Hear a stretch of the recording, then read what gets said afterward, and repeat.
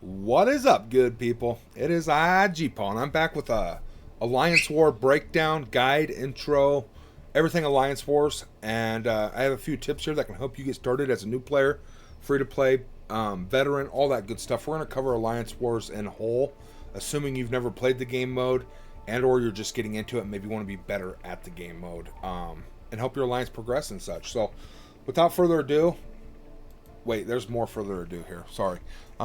War guide. So this is the video we're on now, is the war guide / tips. Check out the other videos. Definitely, they will help you start out to the best of my knowledge in Marvel Strike Force. This is G-Pod's guide to the Marvel Strike Force Galaxy series, and I'm building it to help you understand all the game modes, understand what to do as a player in Marvel Strike Force, and kind of get you off to the best foot or the best path in Marvel Strike Force moving forward. Absolutely, you can make changes to guides and stuff, or just take away from it what you really liked and what helped you, and throw the rest away. You know what I'm saying? Subscribe down below to stay up to date when I put out videos. Completely free to do. Helps me get to that 1,000 subscribers and helps the channel grow.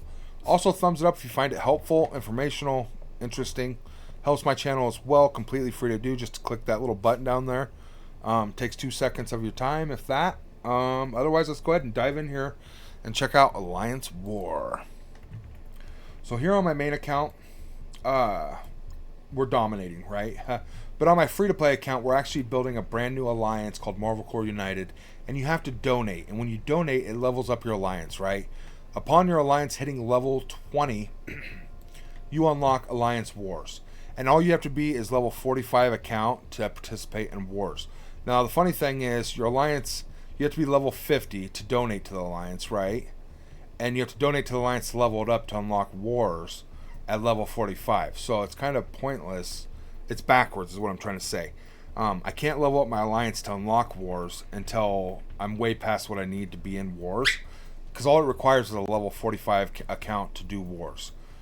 But you can't do wars unless your alliance is level 20, and you have to be level 50 to donate. Yeah, confusing, right? Great way to start off the video. But we're going to dive into Alliance Wars now and break it all down. Just cover everything, kind of talk about everything a little bit here. As well as I got some tips that'll help you as a new player or a new person jumping into a new alliance, and kind of how to go about it, right? So let's actually start there. I just joined this alliance. What do I do? Now, when there's not a war going on, you're going to jump in here and it's going to say to go to defense or setup, and it's going to show your alliance's helicarrier. First thing you're going to do is find one of these rooms that doesn't have a member taking it. Let's say barracks. And you're going to go in here and click on this, and it's going to say claim slot. Hit claim. Do not set any war defenses until you better understand wars, okay? Your main focus starting out is to have 10 offense teams that can win a battle. 10 solid war offense teams before you put anybody on defense. Now, once you have those 10 war offense teams, you can put your extra characters that are stronger than these shield defaults on defense and make it harder for your opponents to kill them. Now, don't worry about which room you're claiming, because your alliance leader or captains will move you around where they want you based on your defense, essentially. I do apologize. My puppy is biting my other puppy, and the bigger puppy's whining instead of kicking her butt, you know. But again, your alliance leader can come in here and actually grab you and move you to a different room where he wants your defense at, right? And then eventually, once people are putting good, strong teams in there, they will actually move that to like prime rooms, like bridge, engineering, reactor, security, rooms that you want to protect and such, okay? And that's kind of what you want to do when you first start. Just come in here and claim a slot, and then focus on your offense. Now, when you're first starting out in this game, you're not going to have very many characters. You're going to be focused on your arena team and your raid team, right? And that will kind of blossom up to 10 characters. So what you do with those 10 characters when you first start out is you're going to be against probably dead alliances like we have been. You're going to see a lot of shield officer, shield default teams. And all you need to beat one of these rooms is a character between 10 and 15,000 power. Now, that you can take a 12,000 in there and lose. I've seen people use a 15,000 power Loki by himself and lost. So bear that in mind. But usually any character between 10 and 15,000 power will get this done, okay? So let's go down here and look for one of them characters. And let's actually go smaller, right? Let's go with Nakia at 9,000. And I'm going to throw a couple of these other weak ones in. But what you want to do is put one of your top 10 strong characters out of between 10 and 15,000 or more. And then just throw in whatever if you choose to. Or you can send it by itself. But I like to throw in some other characters to kind of take some of the punches just in case. So we're going to throw 4 of these weak dudes in here to absorb bullets, right? And we're going to go about it. And this Nakia is only at 9,400, so it might not work. Like I said, you want to find characters between 10 and 15,000, ideally. It can vary a little bit depending on the character and how good they are. Ideally, you want characters that have AoEs, because they'll hit everybody. Excuse me. Now, the reason this works is actually because these other shield characters are only 2,700. When they hit your main character here, like Nakia, it usually only does like 1 damage, because her armor and defense is just so high, right? And every time she takes a turn, she's going to be killing people. So it usually clears the room. So you only need 10 characters starting out for your war offense. Now, as your account grows, you're going to continue to build out teams for raids. You're going to build out a Dark Dimension team. You do not build teams for war until your very end game, okay? This is not an important game mode in the fact that you need to build teams for it.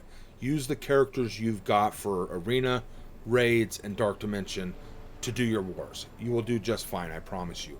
You do not want to build a team starting out specifically for war, okay? And that's kind of how you go about it. Rinse and repeat. And those 10 characters that you're using that are between 10 and 15,000 will transition into 20 and 30 characters. So you're going to have 3 10 to 15,000 characters on each team. And then you're going to start to be able to have a full team of 5, you get what I'm saying, 10 of them, and be able to actually kill stronger opponents. Now, back here at the home screen, dun, dun, dun, dun, let's kind of talk about all this breakdown real quick, and then we'll cover some more tips. But like I said, going in, pick a defense room. Don't worry about war defenses until you have 10 war offenses. A little trick there, just using one character between 10 and 15,000 power will usually kill a shield default and score you those credits. Now we're going to jump into leagues here and kind of talk about why it's important to do 10 war attacks every single war. It helps you with your World Warrior milestone, but it also scores you points. Every opponent you kill, you're gaining 26 war credits. And these credits are used in the store, which we'll cover at the end of the video, to purchase premium characters as well as gear. Now, win or lose, you're getting a solid payout here. You're getting good resources, but obviously winning gives you more loot, more booty, better good stuff, right? And now your leagues are based on how many times you win. The more you win, the further you're going to promote, getting into better leagues. And the leagues pay you better as you move up, right? So eventually we'll be earning 32 per kill. We'll be getting paid out over 5,000 war credits. Look at all this gold. And you get paid out this reward after every single war, right? So it's huge. It's very, very important. Now, when you win a fight, let's say you get 10 trophies go to the good. Over here, 10 trophies for a win. When you lose, you're only losing, let's say, 7. So you're actually still profiting 3 trophies if you win half your fights, right? So if I win one, lose one, I'm still progressing towards the next league. It's when you start losing multiple fights, you're going to fall back. And that usually don't happen for a long time. I think we've won about 20, 25 wars in a row. We've never lost, and we're continuing to progress. So we're waiting to run into that first alliance team or alliance opponent that the game totally got wrong and just annihilates us, essentially. And that's what leagues are. So now we're going to go talk about this leaderboard, and this pays out like raids every 2 weeks. And this is a huge payout. It's very, very juicy. Let's see how Marvel Corps is doing. We're at 4,420th place as an alliance. There are a lot of alliances in this game, so definitely find the one that suits you, okay, and your play style. Now, why this is important, every 2 weeks you're going to get a solid payout. And it's based off how your alliance does, right? So as we're getting stronger, we're going to move up a level. We're going to need more gold as we get stronger to invest in characters. We're going to need more gear, and we're going to need more T4s. This T4s really needs adjusted because it takes 4 T4s per character, and there's 250 characters. That's 1,000 T4s. And each T4 ability costs between 160 and 240 ability materials. So this ain't even one T4. Maybe it's one every 2 weeks. And they're putting out 3 characters a month minimum. So you're losing the battle there. Spend these wisely. It's one of the few ways to get them.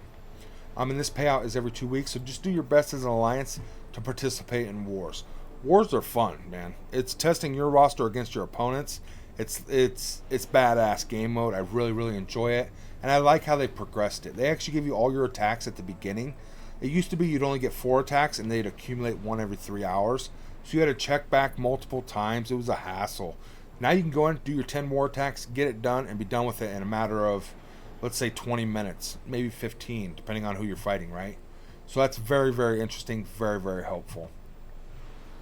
Now, up here at top, it gives you these little credits, and this is to boost your defense room. So let's say we're fighting a very powerful opponent, and we want to be competitive and make sure our war defenses win more often. You could go in and find like a powerful room that they're moving towards, like this one, and I could boost it. And what that does is it charges me this currency, but it applies 3 counts of minor deflect. And minor deflect gives you a chance to block the attack, I do believe, or a portion of the damage. As well as it makes it to where negative effects cannot be applied to you, I do believe. So that's what I believe minor deflect is. Correct me if I'm wrong in the comment section. But deflect is guaranteed to make the attack miss, I'm pretty sure. So just, it makes your defense that much stronger. And essentially a lot of times, if it's a meta war defense, they're going to have to attack to clear that boost off, and then attack it again with a different team to actually kill it, because it's just that big of a difference. So that's something to bear in mind. You can boost your defenses. Only do this when you're in a competitive war, though. Don't waste these resources when you're dominating, right? Now, let's say you did your 10 war attacks and you lost 1 or 2, or you retreated, and you want to get another attack in and kill off a room to help your alliance, right? It's a close war, and a few more attacks can get the win for you. You can come in here and spend this currency that you can buy from the Blitz store, which I don't recommend doing until your end game, mid to end game. Do it at your own discretion, but buy the orbs from the Blitz store to get your characters to 7 stars. But it's something you can do, as well as spending. They sell this for real money as well, but you can buy 1 war attack for 150. This will jump up to, I believe, 200 and then 250. And what that does is you can max this out at 600, so you can potentially buy 3 extra war attacks per war. In some extreme cases, 4 war attacks at most, making you have 14 total attacks. But that's more mid to end game type stuff. I just wanted to cover it here real quick. Alright, now wrapping up this Alliance War Guide, I just want to say again, when you join an alliance, go in and pick a room, set your defense. Don't worry about putting war defense teams till you have 10 war offense teams. Again, remember, you can kill a lot of easy opponents with just 1 strong character, right? The same goes for setting your defenses. If you put 1 character that has like 80,000 power and the other 4 are shield defaults, a lot of times your opponent will bring in the wrong characters and try to beat it with like 5 characters at 40,000 power. And depending on that 1 character, they can actually win that fight. So just bear that in mind, that it really can throw up and confuse your opponents. Now, the reason we're doing wars is not just to have fun, but to get this currency. And what the currency does is it allows you to buy these character shards, right? Nakia can only be farmed in the war store, and she's for the Chaos Theory, the Wakandans. She does the second most damage in the game, has the second highest damage multiplier. Amazing character. As well as you got Scarlet Spider in here for the Web Warriors. You got X-23 for the Doc Ock unlock. You got Ghost in here, which you need to unlock Jubilee with the Pimtech, or using the Pimtech or Wakandans for Gamma Raids. You know, there's a lot of great premium characters in here, and those are just 4 that I talked about. And this is why you're going to want to be participating in wars, because these characters is one of the few ways to get a lot of them. As well as gear, you can buy gear as you move through the game, but I would highly recommend just focusing on characters early on, because this currency is hard to come by. Now, you're also getting this side currency, right? And they call it Elite War Credits. You can buy blue, purple, or gold gear, and I recommend buying whatever you need. If you're stuck on a character and you really need that character leveled up, buy blue gear, buy purple gear, whatever. Now, if you're just playing the game passively and you're moving through consistently, a lot of people would recommend saving all your credits and buying these. The reason that being said is because this is one of the places to get those mini uniques, and they are a big bottleneck on an account. So this is a good place to get some gold gear to help your characters with that mini unique crunch. Otherwise, you have to buy them in the gold store.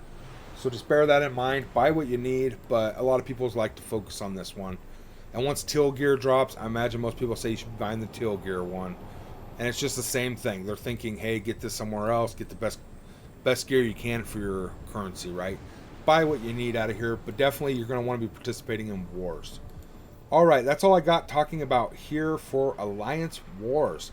Definitely comment down below if I missed anything, you have any advice or tips that you think could help the newer player or could help any player really to learn something new to be more competitive in Alliance sports. We just want the community of Marvel Strike Force to be, informed and knowledgeable to make their own informed and calculated decisions to be better at the game, right? That's what my goal is here on the channel.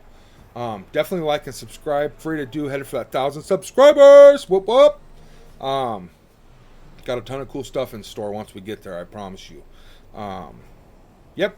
Much love. Stay healthy. We'll catch you in the next one.